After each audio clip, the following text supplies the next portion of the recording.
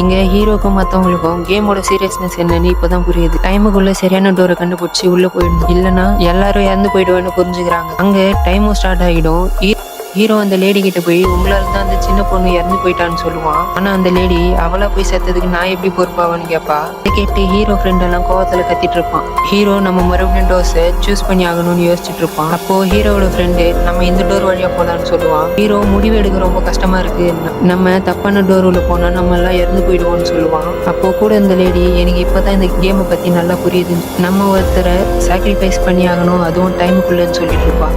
அதெல்லாம் எதுவும் தேவையில்லைன்னு ஹீரோ ஃப்ரெண்டு கர்பி கத்திட்டு இருப்பான். சோட்டுக்கு அந்த சின்ன பொண்ணு இறந்ததை பார்த்துட்டு அங்கேயே உடம்பு முடியாம போயிடும். பி நம்ம இங்கேயே சாக போறோம்னு கோவத்துல புலம்பிட்டு இருப்பான். லேடி எதுக்குடா சும்மாவே நிக்கிறீங்க, போய் எதையாவது திறந்து தொலைங்கடான்னு கத்திட்டு இருப்பான். டைம் குறைய அந்த ரூம்லயும் போக வர ஆரம்பிக்குது. ஹீரோ நானே டோரை ஓப்பன் பண்றது ரூம் பக்கத்துல போய் ஹேண்டில் பிடிச்சிட்டு இருப்பான்.